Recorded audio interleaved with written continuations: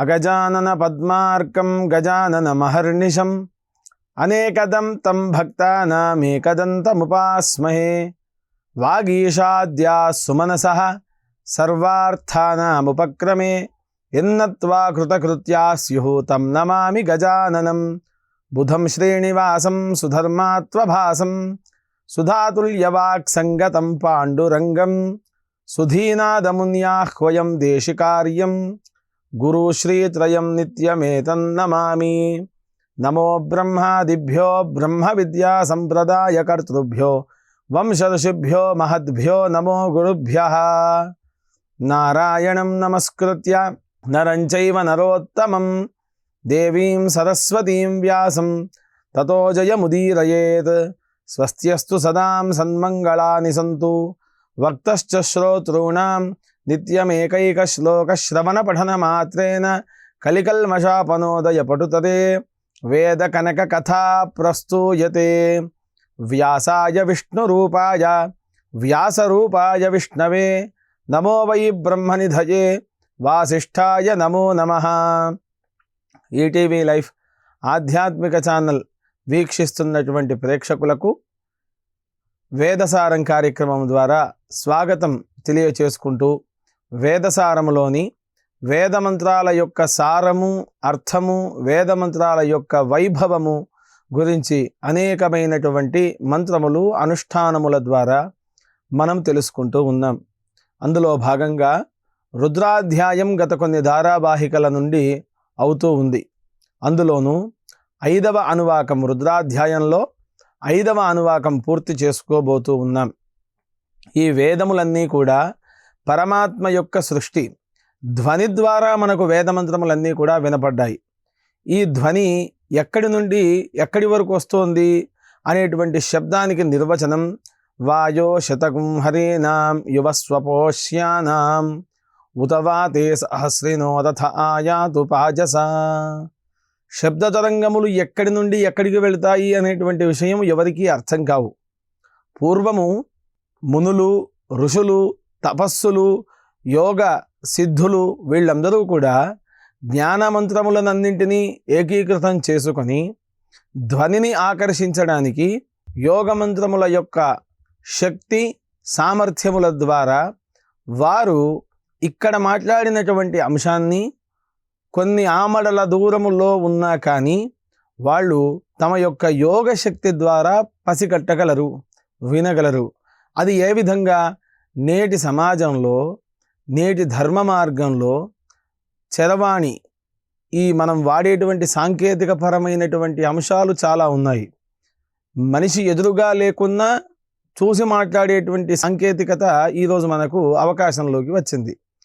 కానీ పూర్వం ఏమి చేసేవారు అనేటువంటి ఆలోచనలో మనం ఉంటే, సముద్రము నుండి తీసినటువంటి శంఖుని తన యొక్క చెవి దగ్గర పెట్టుకున్నప్పుడు దూరములో ఉండి మాట్లాడినటువంటి వారి మాటలు శబ్ద తరంగముల రూపంలో ఆ శంఖంలో చేరి వారి చెవికి వినపడేవి అని మనకు అనేకమైనటువంటి గ్రంథాలు చెప్పినట్టుగా ఉన్నాయి. అయితే వాయో శతకం హరీనాం యువస్వపోష్యానాం, ఈ శబ్దధ్వని తరంగములన్నీ కూడా వాయువు, గాలి ద్వారానే వెళ్తూ ఉన్నాయి. పంచభూతములన్నీ కూడా పరమేశ్వరుని యొక్క ఆధీనంలోనే ఉంటాయి.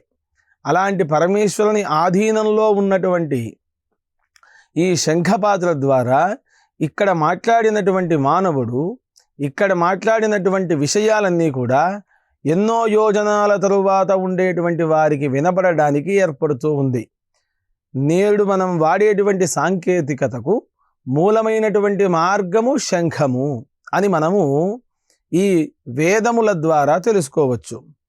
శంఖము ఏ రకంగా ఉంటుంది, శంఖములో ఉండేటువంటి లక్షణాలు ఏ రకంగా ఉంటాయి అనేటువంటి విధాలు కూడా అనేక రకాలుగా ఉన్నాయి. అభిషేకము చేసేటువంటి శంఖము వేరు, శబ్ద తరంగములను ఇచ్చేటువంటి శంఖము వేరు. శబ్ద తరంగములలో కూడా సవ్యాపసవ్యమైనటువంటి శంఖములు ఉన్నాయి. పాంచజన్యాయ విద్మహే పావమానాయ ధీమహి తన్న శంఖ ప్రచోదయాత్. శంఖము లక్షణం ఏ రకంగా ఉంటుంది అని మనం ప్రశ్న వేసుకుంటే, శంఖం చంద్రార్కదైవత్యం వరుణంచాధిదైవతం కుక్షౌ ప్రజాపతిం విద్యాదగ్రే గంగా సరస్వతీం పృథివ్యాం యాని తీర్థాని వాసుదేవస్య చాజ్ఞయా శంఖే తిష్టంతి సర్వాణి తస్మాత్ శంఖం ప్రపూజయేత్. శంఖంలో ఉండేటువంటి దేవతలు. శంఖం చంద్రార్క దైవత్యం, శంఖమునందు సూర్యచంద్రులు ఉంటారు.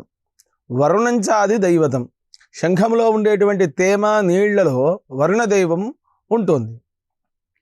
కుక్షౌ ప్రజాపతిం విద్యాత్, ఆ శంఖము యొక్క గర్భమందు బ్రహ్మదేవుడు ఉంటాడు. కుక్షౌ ప్రజాపతిం విద్యాత్. అగ్రే గంగా సరస్వతీం, ఆ శంఖం యొక్క పైభాగం ఏదైతే ఉంటుందో అందులో గంగా సరస్వతులు ఉంటారు. పృథివ్యాం యాని తీర్థాని వాసుదేవస్య చాజ్ఞయ, మనము వాడే ప్రతి నీటి బొట్టు కూడా గంగతో సరిసమానమైనటువంటిది. అలాంటి గంగను పూరించి ఉన్నటువంటి ఈ శంఖము ద్వారా ఆ ధ్వని శబ్ద తరంగముల ద్వారా మనం వింటూ ఉన్నాం.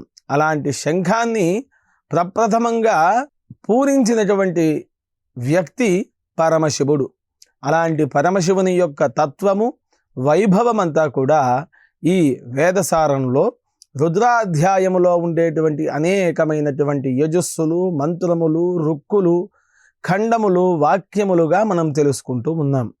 అందులోనూ 5వ అనువాకంలో 14వ యజస్సు నమ ఊర్మ్యాయ చ వస్వన్యాయ చ. ఉర్మి అనగా నీళ్లు అని అర్థం, ఉర్వి అంటే భూమి అని అర్థం. ఇక్కడ భూమికి పలు విధాలైనటువంటి పేర్లు మనకు వేదాంత శాస్త్రంలో ఇవ్వబడ్డాయి. అవి ఏమిటో ఇప్పుడు మనం చూద్దాం. గౌహు గుమ జుమ క్షమ క్షమ క్షోణి క్షితి అవని ఉర్వి పృథ్వీ మహీరిప అదితి ఇలా నిర్వృతి భూ భూమి పూష గాతు గోత్ర ఇది 21 పృథ్వీనామధేయాని. ఇవి 21 కూడా పూర్తిగా భూమికి ఉండేటువంటి పేర్లుగా మనకు శాస్త్రములన్నీ కూడా తెలుపుతూ ఉన్నాయి. 6 శాస్త్రములు ఉన్నాయి. తర్క, మీమాంస, న్యాయ, వైశేషిక, భాట్ట, ప్రాభాకరములనేటువంటి 6 శాస్త్రములు. వేదముల యొక్క అంగములు ఈ శాస్త్రములు. వేదములన్నీ కూడా అపౌరుషేయములు. అపౌరుషేయములు అనగా ఎవరూ రచించినటువంటివి కాదు, ప్రోక్తమైనటువంటివి కాదు. పూర్వము నుండి వంశానుగతముగా వచ్చినటువంటి ఈ యొక్క అక్షర సమాహార లక్షణం ఏదైతే ఉంటుందో అది వేదం అని పిలువబడుతూ ఉంది. అలాంటి వేదములో ఈ రుద్రాధ్యాయం అనేటువంటిది పూర్తిగా పరమేశ్వరుని యొక్క తత్వాన్ని మనకు తెలుపుతూ ఉంది. అందులో భాగంగా ఊర్మిహి అనగా నీళ్లు అని అర్థం. శబ్దధ్వని, నీళ్లపైన వచ్చేటువంటి శబ్దధ్వని. ఇది ఏ రకంగా వస్తోంది అని అంటే శబ్దము పూర్తిగా కూడా అలల ద్వారా వస్తూ ఉంది. ఆ అలల శబ్దము ఏ రకంగానైతే ఉంటుందో సామగంభీరమైనటువంటి ఘోష, సామగంభీర ఘోష అని మనకు కాళిదాసు రాసినటువంటి కావ్యములోని ఒక వాక్యం. ఆ రకమైనటువంటి ఆ గంభీర ధ్వనిలో తాను నివసించి ఉండుగాక పరమేశ్వరుడు. అలా సామగంభీరమైనటువంటి ఘోష ఏ రకంగానైతే వస్తుందో అది జలతరంగములు నీళ్లు పారినప్పుడు వచ్చేటువంటి శబ్దము, గలగల శబ్దము ఏదైతే ఉంటుందో ఆ శబ్ద ధ్వని రూపంలో ఉండి మనందరినీ కూడా రక్షించువాడు ఈ పరమేశ్వరుడు అని ఊర్మ్యాయచ అనేటువంటి పదానికి అర్థం. వస్వన్యాయచ, ఎక్కడైతే ఈ జలతరంగములు ప్రవహిస్తూ ఉన్నాయో ఆ జలతరంగముల రూపంలో ప్రతి బిందువులో తాను ఉండి ఏ కర్షకునక లేక మానవునక లేక ఇతరమైనటువంటి పనులక ఉపయోగించేటువంటి నీళ్లు ఏవైతే ఉన్నాయో ఆ నీళ్లు అన్నీ కూడా పరమేశ్వరుని తత్వం ద్వారా వచ్చి మానవాళికి చేరుతూ ఉన్నాయి. అలాంటి గంగ స్వరూపములో ఉండేటువంటి పరమేశ్వరునకు నేను నమస్కరిస్తున్నాను అని ఈ యొక్క వాక్యముల యొక్క అర్థం. నమ ఊర్మ్యాయ చ వస్వన్యాయ చ. శీఘ్ర్యాయ నమస్తేస్తు శీభ్యాయ చ నమో నమః. నమ ఊర్మ్యాయ శర్వ్యాయ వస్వన్యాయ తే నమః అని శ్లోక రుద్ర రూపములో కూడా ఈ వాక్యాలు మనకు అవకాశంలో ఉన్నాయి. శ్లోక రుద్రానికి మంత్ర రుద్రానికి సరి సమానమైనటువంటి ఫలం ఉంటుంది. శ్లోక రుద్రమంతా కూడా ఋషిప్రోక్తమైనటువంటిది, మంత్ర రుద్రమంతా కూడా పరమేశ్వరుని దగ్గర నుండి, పరమాత్మ దగ్గర నుండి వచ్చినటువంటి అంశం. అందువలన మంత్రశక్తి దివ్యమైనటువంటి శక్తి. ఈ మంత్రశక్తి ద్వారానే ఈ లోకమంతా కూడా నడిపించబడుతోంది. అలాంటి మంత్రతత్వ స్వరూపమైనటువంటి పరమేశ్వరునకు, ఈ జలతరంగ ధ్వని రూపంలో ఉండేటువంటి ఈశ్వరునకు నేను నమస్కరిస్తున్నాను అని ఈ యొక్క యజుస్సు యొక్క అర్థం. ఆ తర్వాత యజుస్సు 5వ అనువాకంలో 15వది.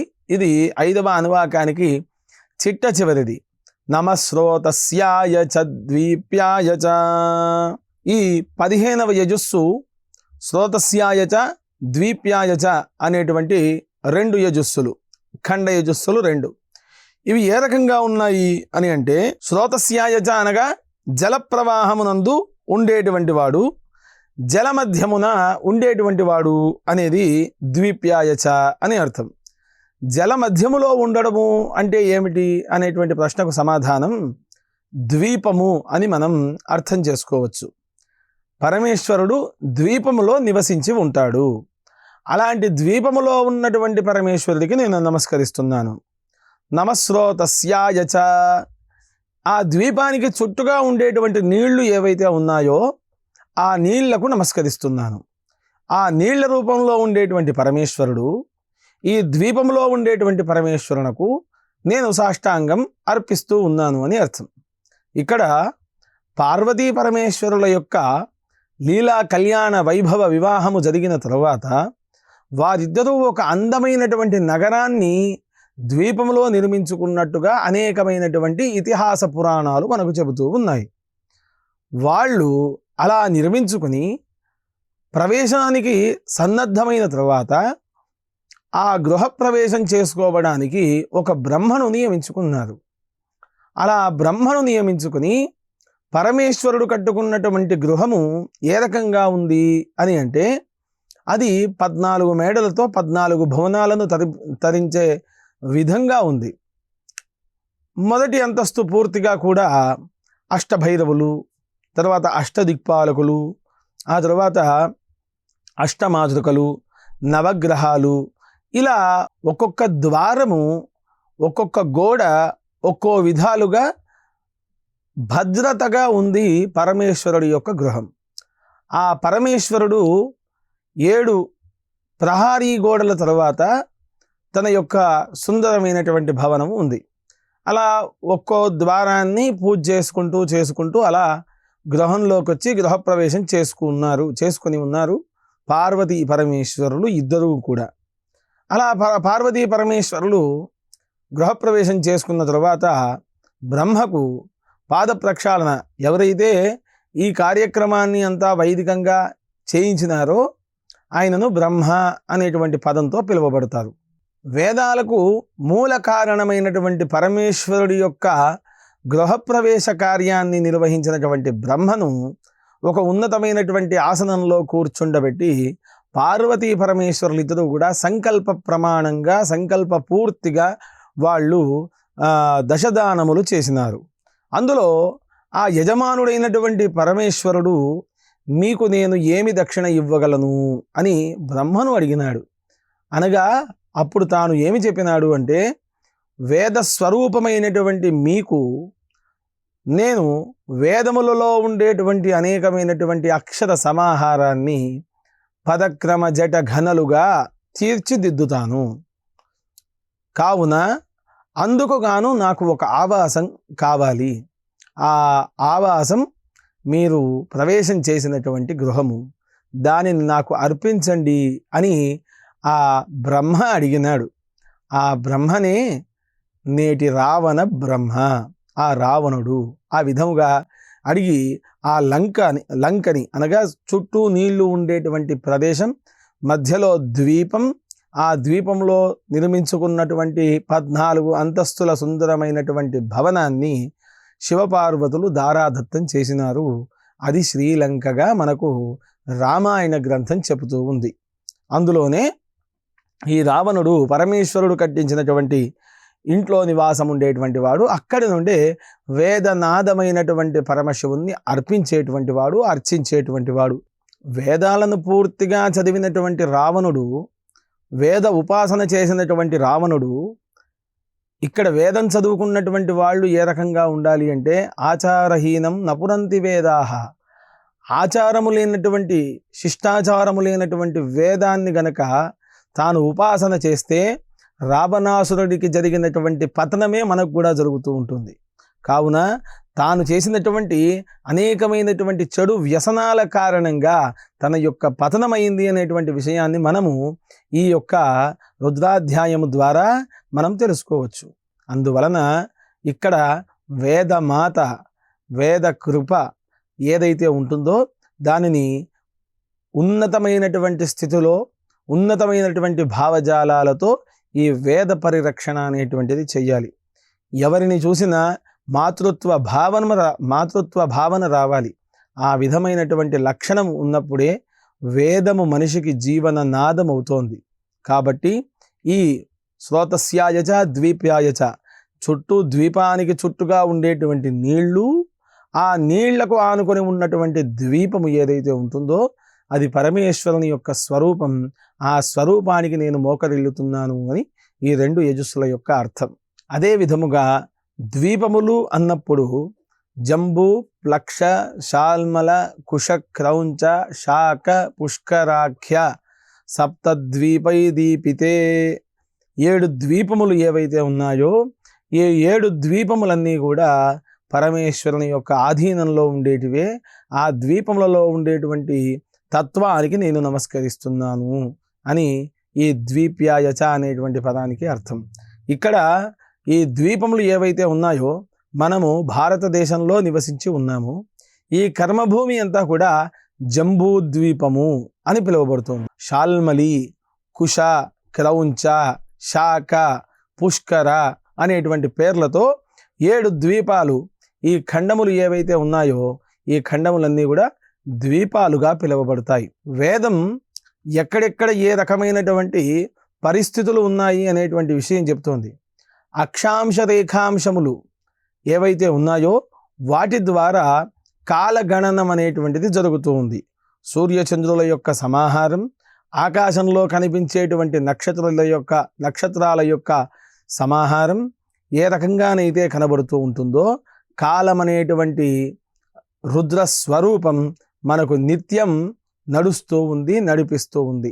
అలాంటి ద్వీపాన్ని ఆశ్రయించి ఆ ద్వీపాలన్నీ కూడా తనను ఆశ్రయించినట్టుగా, అంటే పరమాత్మ అయినటువంటి పరమశివుణ్ణి ఆశ్రయించినట్టుగా ఏవైతే ఉన్నాయో అలాంటి పరమాత్మకు నేను నమస్కరిస్తున్నాను అని ఇక్కడ అభినవ శంకరులు చెప్పినారు.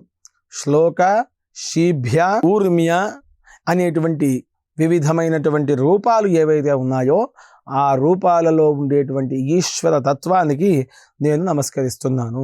ఆపో వా ఇదగుం సర్వం విశ్వాభూతాన్యాపః ప్రాణావా ఆపః పశవ ఆపః సమ్రాడాపః విరాడాపః స్వరాడాపః ఛందాగుష్యాపః జ్యోతిగుష్యాపః యజుగుష్యాపః సత్యమాపః సర్వా దేవతా ఆపః బ్రహ్మ భూర్భువస్సువరాపః. నీళ్లు అనేటువంటివి సర్వము ఉపయోగపడడానికి, సర్వదేవతలన్నీ కూడా ఆశ్రయించి ఉండడానికి తోడ్పడేటువంటివి నీళ్లు. ఆపో వై సర్వా దేవతాః సర్వాభిరేవైనం దేవతాభిరుద్ధరతి. ఒక దేవత ఆవాహన చెయ్యాలి అంటే ఒక కలశం అవసరం, ఆ కలశంలో నీళ్లు అవసరం. అలాంటి నీళ్ల స్వరూపంగా ఉండేటువంటి పరమాత్మ అయినటువంటి శివుడికి నేను నమస్కరిస్తున్నాను. ఈ నీళ్లలో ఏముంటాయి అంటే ఆపోవా ఇదగుం సర్వం, అన్ని రకాలైనటువంటి గుణములు ఈ నీళ్లలో ఉన్నాయి. మనిషి మనుగడ సాధించాలన్నా, మనుగడ తప్పాలన్నా నీళ్లే కారణమవుతున్నాయి. ఎక్కడెక్కడో పర్వతాలలో పుట్టినటువంటి నదులు అనేకమైనటువంటి వనముల నుండి సంచరించి ప్రవాహముగా అనేకమైనటువంటి మూలికలు, మట్టి, ఆకులు ఇవన్నింటినీ కలుపుకొని ప్రవహించి ఒక దగ్గరికి వచ్చి ఒక ప్రాంతంలో ఆ నీళ్లను కట్టడి చేసినప్పుడు, లేక ప్రవహిస్తూ ఉండేటువంటి నీళ్లను మనం తీసుకొని తాగినప్పుడు మనకు ఉండేటువంటి అన్ని రోగాలు తొలగిపోతాయి అని కూడా మనకు పెద్దలు చెప్పినారు ఈ నిర్వచనాన్ని. ఆపోవా ఇదగుం సర్వం, సర్వ ఔషధి గుణమంతా కూడా ఈ రసత్వంలోనే, ఈ నీళ్లల్లోనే ఉంది. విశ్వభూతాన్యాపహ, ఈ విశ్వము ఏదైతే ఉంటుందో ఇందులో ఉండేటువంటి భూతములు అనగా జంతుజాలములన్నీ కూడా బతకడానికి తోడ్పడుతూ ఉన్నాయి నీళ్లు. అన్నము లేకుండా బతకొచ్చు కానీ నీళ్లు లేకుండా మాత్రం బతకలేము. అలా నీళ్లు ఎక్కడ ఉన్నాయి అనే ప్రశ్న మనం వేసుకుంటే, మనము పీల్చేటువంటి గాలిలో కూడా తేమ శాతంగా నీళ్లుగా ఉన్నట్టుగా మనకు అనేక మంది శాస్త్రజ్ఞులు మనకు తెలిపినారు. అలా నీళ్లకు నమస్కరిస్తూ ఉన్నాం. పరమాత్మ అయినటువంటి పరమశివుడు ఎక్కడ ఉన్నాడు అనేటువంటి ప్రశ్నను మనం వేసుకుంటే, నీళ్ల స్వరూపముగా ద్వీపములో ఉన్నట్టుగా మనకి ఈ రుద్రాధ్యాయం చెబుతూ ఉంది. అలాంటి పరమేశ్వరునకు మేము నమస్కరిస్తున్నాము అని అర్థం. ప్రాణావా ఆపహ, ప్రాణము మనిషి యొక్క, మానవుని యొక్క ప్రాణము, జంతుజాలముల యొక్క ప్రాణమంతా కూడా నీళ్ల మీదే ఆధారపడి ఉంది. ప్రాణావా ఆపహ, పశవ ఆపహ, సమ్రాడాపహ, విరాడాపహ, స్వరాడాపహ. చివరకు మనిషి మాట్లాడేటువంటి స్వరము లేనటువంటి వాక్యము ఏది ఉండదు. మనం ఏదైతే మాటను పెట్టి మనం పిలుస్తూ ఉన్నామో ఆ పిలుపులోనే ఒక అక్షర భాగాన్ని కిందికో లేక మీదికో చెప్పినట్టయితే అక్కడ గౌరవ భంగం కల్పించేటువంటి అక్షరాలు చాలా ఉన్నాయి. అలా పలకడానికి కారణం కూడా ఈ నీళ్లే అవుతున్నాయి అని మనం అర్థం చేసుకోవచ్చు. ఆ స్వరూపముగా ఉండేటువంటి పరమాత్మ అయినటువంటి పరమశివుడికి ఈ మంత్రముల రూపంలో నమస్కారాన్ని అర్పిస్తూ ఉన్నాము. శ్లోక రుద్రంలో శ్రోతస్యాయ నమస్తుభ్యం ద్వీప్యాయ నమో నమః. పరమాత్మ అయినటువంటి పరమశివుడు స్తోత్రప్రియుడు కూడా, శ్రోత కూడా. మనము మాట్లాడినటువంటి ప్రతి అంశాన్ని తాను వినగలిగినటువంటి వాడు.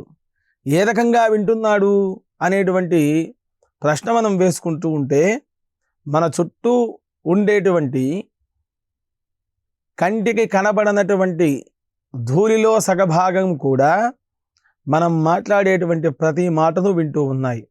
అలా ఉండేటువంటి పరమాత్మ అయినటువంటి పరమశివుడికి నేను నమస్కరిస్తున్నాను. ఆశా నామ నది మనోరథ జల తృష్ణాతరంగాతులా రాగగ్రాహవతి వితర్క విహగ ధైర్యధ్రుమధ్వంసిని. మానవుడి యొక్క లక్షణము ఏ రకంగా ఉంటుంది అనే ప్రశ్నకి సమాధానం ఇది. మానవుడు ఆశాజీవి. ఒకటి పోయిందా ఇంకొకటి కావాలి అనేటువంటి ఆశలో బతుకుతూ ఉంటాడు. అది ఎలాంటి ఆశ అంటే ప్రవహిస్తూ ఉండేటువంటి నీళ్ళ లాంటి ఆశ. ప్రవాహం ఆగుతుంటుందా అంటే ప్రకృతిని ఎవరూ ఆపలేరు. అలాంటి ప్రకృతిలో ప్రవహించేటువంటి నది స్వరూపముగా వీడి ఆశలు ఉంటున్నాయి. దానినే మనం ఏమంటున్నాము? ఆశా నామనది అని అంటున్నాము. మనోరథ జల, ఆ ప్రవహించేటువంటి నది ఏదైతే ఉంటుందో, అందులో ప్రవహించేటువంటి జలం ఏదైతే ఉన్నదో అది ఈ సంకల్పము లేకుండా, వికల్పం కాకుండా ప్రకల్పంగా ఉండేటువంటి శబ్దము ఈ యొక్క మనోరథములు అనగా వారి యొక్క కోరికలు. ఆశా నామనది మనోరథ జల, వాడి యొక్క మనసులో ఉండేటువంటి కోరికలన్నీ కూడా ఆ జల ప్రవాహముగా ఉండేటువంటివి. మనోరథ జల తృష్ణా తరంగాతులా. అక్కడక్కడ ఈ తరంగములు ఏవైతే వస్తూ ఉన్నాయో, మనము ముందు యజుస్సులో ఊర్మ్యాయచ వస్వన్యాయచ అని అన్నాం. అనగా జల ప్రవాహం పైన వచ్చేటువంటి శబ్ద తరంగములు. ఆ శబ్ద తరంగములు ధ్వని స్వరూపం ఏదైతే ఉంటుందో అది పరమాత్మ అయినటువంటి శివుని స్వరూపం. అక్కడక్కడ తరంగములు ఏవైతే వస్తూ ఉన్నాయో ఆ తరంగముల రూపంలో వీడికి ఒక్కొక్క ఆశ నెరవేరుతూ ఉంది. ఆశానామనది మనోరథ జల తృష్ణా తరంగాతుల. కానీ వీడి కోరికలు ఎలా ఉంటున్నాయి, మానవుడి యొక్క కోరికలు ఎలా ఉంటున్నాయి అనే ప్రశ్న మనం వేసుకుంటూ ఉంటే ఎక్కడికి అంతు లేకుండా ఉంటున్నాయి. ఈరోజు కొంచెం సంతృప్తి కలిగి హాయిగా ఉందాము అనుకునే లోపు దీనికంటే ఉన్నతమైనటువంటి ఆలోచనలు కలిగి ఆ రకంగా బతికితే బాగుంటుందేమో అనేటువంటి ఆలోచన మానవుడికి వస్తోంది. అక్కడ నీళ్లు ప్రవహించినప్పుడు నీళ్లు మాత్రమే ఉంటాయా, తరంగములు మాత్రమే ఉంటాయా అనే ప్రశ్న మనం వేసుకుంటే, రాగగ్రాహవతి అనగా శబ్ద తరంగాలను ఆస్వాదించేటువంటి ఒక వస్తువు, ఒక జీవి ఆ నీళ్లలో ఉన్నది. దానిని మొసలి అని మనం పిలుస్తూ ఉన్నాం. రాగగ్రాహవతి, నీ మనోరథములు గనక నీ పరిధి దాటి ఆలోచన చేసినప్పుడు ఆ రాగగ్రాహవతి మొసలి నిన్ను పట్టుకుంటుంది. గజేంద్ర మోక్షంలో ఏ రకంగానైతే ఏనుగు ఇబ్బంది పడిందో నీవు ఆ రకంగానే ఇబ్బంది పడాల్సినటువంటి పరిస్థితి ఏర్పడుతూ ఉంటుంది. కావున కోరేటువంటి కోరికలు శక్తికి మించినటువంటివిగా ఉండకూడదు అనేటువంటి విషయం ఈ ఆశానామ నది అనేటువంటి శ్లోకం మనకు చెబుతూ ఉంది. ధైర్యధ్రుమధ్వంసిని వితర్క విహగ, ధైర్యధ్రుమధ్వంసిని వితర్క విహగ. మనిషి మాట్లాడేటువంటి మాటలు ఎప్పుడూ తర్కముగా ఉండేటువంటి లక్షణాలు చాలా ఉన్నాయి. అలాంటి తర్క సంబంధమైనటువంటి మాటలు ఏ రకంగా ఉంటాయి అంటే, ప్రళయం వచ్చినప్పుడు చుట్టూ నీళ్లు ఉండి మధ్యలో ఒక వృక్షం ఉంటుంది. ఆ ప్రళయంలో ఆ వృక్షం కొట్టుకొని పోయినప్పుడు ఉండేటువంటి పక్షులు ఏ రకంగానైతే విలవిలాడుతాయో, మానవుడు కూడా తాను చేసినటువంటి కోరికలు శక్తికి మించినప్పుడు ఆ వితర్క విహగ ధైర్య ధ్రుమధ్వంసిని, ధైర్యముతో అవి ఒక నదిలో ఒక చెట్టు ఉంటే ఆ ద్వీపంలో ఉండేటువంటి చెట్టు పైన కట్టుకున్నటువంటి గూళ్ళన్నీ కూలిపోయి ఏ రకంగానైతే అవి ఇబ్బంది పడుతూ ఉంటాయో పక్షులు, ఆ రకమైనటువంటి ఇబ్బందులు మానవుడు ఎదుర్కొంటాడు. కావున ఆశలు అనేటువంటివి కొంతవరకు మాత్రమే ఉండాలి. అలాంటి నదిలో మనం బతుకుతూ ఉన్నాము. అది పరమేశ్వరుని యొక్క తత్వము. కావున ఈ యొక్క రుద్రాధ్యాయంలో ఈ 2 యజస్సులు 14, 15వ యజస్సులు ఏవైతే ఉన్నాయో వీటి ద్వారా పరమేశ్వరుని యొక్క కృప ఎల్లవేళలా అందరికీ కలుగుగాక అంటూ, స్వస్తి ప్రజాభ్య పరిపాలయంతాం న్యాయేన మార్గేణ మహిం మహిషాః గోబ్రాహ్మణేభ్యః శుభమస్తు నిత్యం. లోకాః సమస్తాః సుఖినో భవంతు. స్వస్తి.